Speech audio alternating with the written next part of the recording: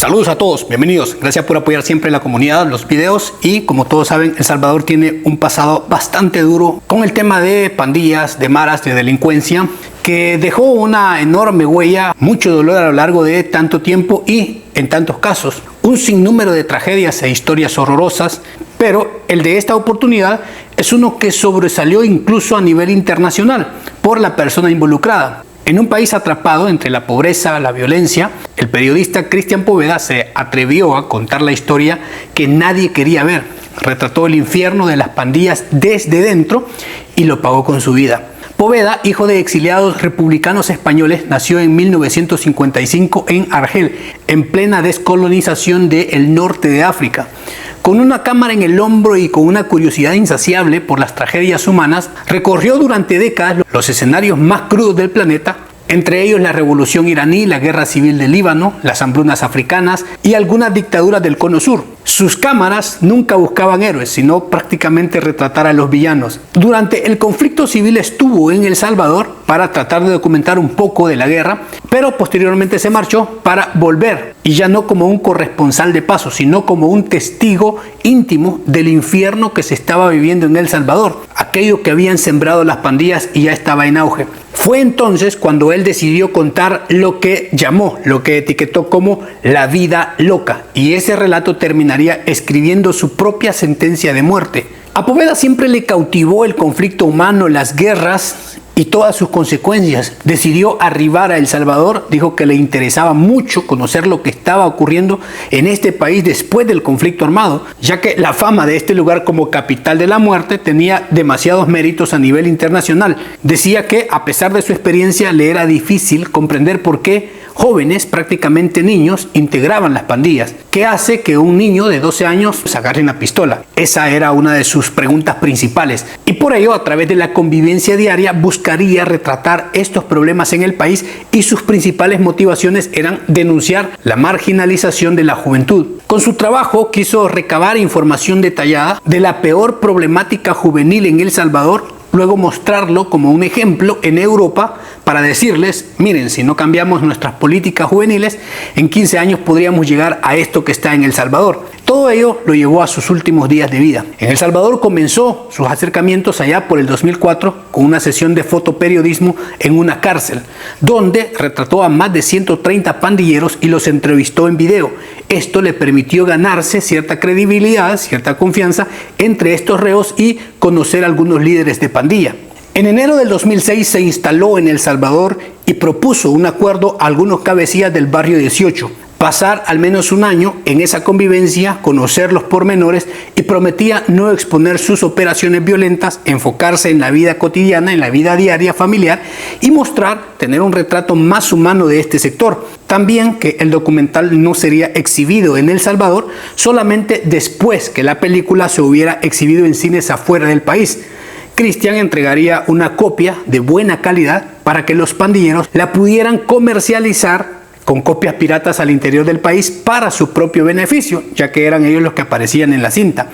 Y por último, muy importante, era que no expondrían las actividades ilícitas de la pandilla. Esto era bastante riesgoso para Poveda, tanto con las maras, pero también con las autoridades. Era una cuestión bastante delicada. Al final, estuvo tocando puertas, preguntando entre los líderes, pero solo la Mara 18 aceptó. La filmación se desarrollaría en la colonia campanera Soyapango, territorio de esa clica. Esta colonia ha sido famosa a lo largo del ciclo de las pandillas porque era de las más peligrosas, donde prácticamente si entrabas ya no salías. Incluso las autoridades, la misma policía, tenía miedo de entrar al fondo de esta colonia. Entonces Poveda era consciente de la fragilidad de todos estos protagonistas y prefirió ubicar en esta colonia y grabar a todos los pandilleros que pudiera, en lugar de hacerlo con uno o dos protagonistas, ya que él no quería que si tenía algún personaje principal, por su vida en lo que está involucrado, pues lo podían matar y pues ahí la filmación podría terminar, o incluso podría caer preso y de igual manera no podía continuar la filmación. La Campanera, en ese momento todo el mundo lo conocía como un cuartel general, la Mara 18. Poveda escogió este lugar porque le dieron permiso y había muchos perfiles que le interesaban por su estilo de vida dentro de la pandilla y lo cotidiano que podía retratar en este lugar. Presuntamente, un pandillero alias Molleja, también conocido como Fantasma, era uno de los jefes de la clica y desde prisión habría autorizado la filmación. Con dicho permiso, esta mara comenzó a filmar a varios de sus integrantes durante más de un año. Así, Poveda se ganó mucho la confianza al convivir cotidianamente y sin protección policial, sin guardaespaldas, grabando simplemente la rutina, el sufrimiento, los lazos, la tragedia humana, visitando muchos lugares, estando en reuniones, a veces cuando eran arrestados, a veces cuando eran llevados a un hospital, en muchas situaciones bastante cotidianas que son muy recordadas en este documental. Entre los perfiles que aparecieron y eran de los más marcados en esta filmación de La Vida Loca estaban Moreno, José Luis Rosales, un joven bastante tranquilo, reflexivo, pero tenía liderazgo, había intentado alejarse de la mara. Uno de los rostros más visibles en el documental fue el Bambán, otro joven con múltiples tatuajes. Participó en varias escenas sin convivencia con su pareja y de mucha reflexión sobre la vida. Y tal vez de los perfiles más recordados en este documental fue la Chucky, que por cierto fue capturada y enviada a prisión en el año 2022 con régimen de excepción. Así también muchas otras mujeres pandilleras visibilizaban el rol de las mujeres al interior de estos grupos como madres, parejas o incluso activos integrantes que colaboraban en el desarrollo de actividades ilícitas. El documental también exponía además el papel de los presuntos retirados o exmareros, algunos que intentaban dejar la pandilla, la vida loca, pero vivían constantemente bajo amenazas y algunos hasta eran asesinados. Es decir, era como un callejón sin salida. Incluso Poveda grabó varios funerales mostrando escenas de duelo donde los mareros cargaban ataúdes y pedían dinero, recolectaban para poder cubrir los gastos. Poveda no grabó solamente 12 meses, se postergó hasta 16 para poder concluir su filme, su documental, y esto fue en el año 2007, pero continuaba con más trabajo de edición y complementarios después de estas fechas. El objetivo del documental La Vida Loca era abordar cómo el país había normalizado la muerte entre jóvenes de 15 hasta los 25 años, el vacío del Estado, la falta de oportunidades, escuelas, trabajos, el peso de la lealtad pandillera y la dificultad de salir del barrio, tanto la mara como para otro destino. El ciclo intergeneracional de violencia con niños naciendo en medio de este conflicto sin ningún futuro prometedor. En los meses siguientes, el cineasta no abandonó a El Salvador de inmediato, ni no terminó su vínculo con las pandillas. De hecho, después de terminar la grabación, Poveda continuó visitando el país con bastante regularidad para hacer labores posteriores de edición, seguimiento, promoción y mantener el contacto con los protagonistas y las fuentes que había obtenido a lo largo del documental. Además, la compleja realidad de las pandillas y la violencia en El Salvador lo mantuvieron muy ligado a este lugar porque él quería investigar más, ya que su trabajo no era solamente documental, sino también un compromiso de visibilizar esa problemática social. Según testimonios y reportes, en el 2009 estaba haciendo un seguimiento para un posible segundo proyecto y para asegurarse que su documental tuviera el impacto esperado. Esto lo llevó a seguir frecuentando todos los territorios donde había filmado el actuar de las pandillas en su documental. Pero a todo esto, Poveda era muy consciente del riesgo inherente de este trabajo y aceptó vivir siempre con esta tensión, pero también confiaba en la relación que había construido y en las reglas no escritas con los pandilleros, aunque pues ahí no hay lealtad. A finales del rodaje, algunos miembros de la pandilla comenzaron a desconfiar de Poveda. Se rumoraba que la exposición internacional que tendría el documental podría poner en riesgo las operaciones de la Mara 18 o atraer la atención de la policía. Algunos sobrevivientes y testigos declararon que ciertos cabecillas inicialmente habían dado permiso para filmar, pero después se sintieron traicionados o incómodos con la imagen que el documental proyectaba de la Mara, especialmente porque los mostraba en aspectos muy vulnerables o víctimas dentro de la pandilla. Es decir, los habían grabado llorando, grabado lamentándose y los iban a exponer de manera internacional. Pero había otro factor y Poveda quizá tenía más miedo de este. Expresaba sentir temor hacia la piratería, preocupado porque circulaban copias de su documental pese a todos sus esfuerzos por mantenerlas bajo control.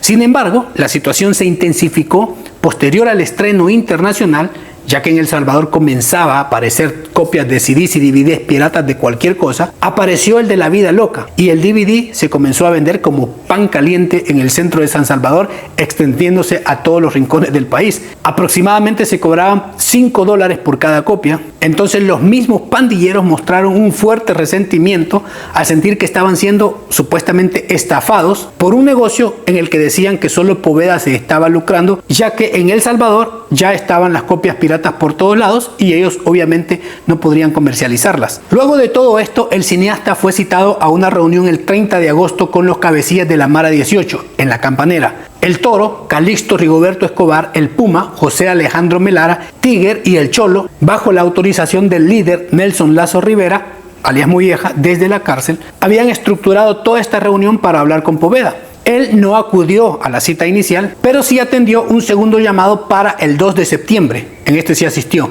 Fue recogido por los pandilleros cerca de un templo en el Rosario, Tonacatepeque, en su propia camioneta. Con su consentimiento se habían desplazado fuera de estos lugares. En un predio baldío junto al río Las Cañas, fue ejecutado a quemarropa con tiros en el rostro. Luego fue abandonado aproximadamente a solo 3 metros de su camioneta y con las llaves de este en sus manos. Las autoridades dijeron que Nelson Lazo, alias Molleja, líder de esta clica, desde prisión había autorizado este hecho a sus soldados de la pandilla porque habían considerado seriamente que Poveda era un informante. Por otro lado, en las investigaciones se determinó que Juan Napoleón Espinosa Pérez, un ex agente de la PNC en Soyapango, tenía una relación muy cercana con la pandilla 18 local, es decir, era su colaborador. En la PNC era un empleado, pero era un infiltrado de las pandillas. Según la fiscalía, Espinosa recibía dinero de extorsiones para que le suministrara municiones a los pandilleros.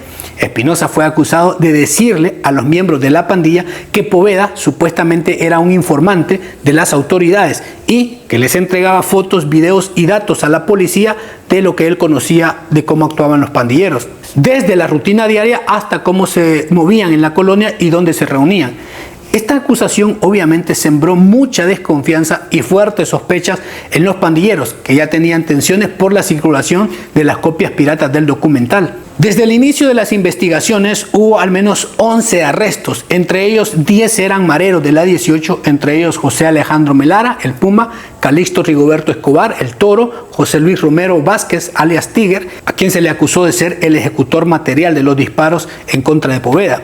Y se incluía a Juan Napoleón Pérez, acusado de dar información falsa a las pandillas, el ex agente de policía.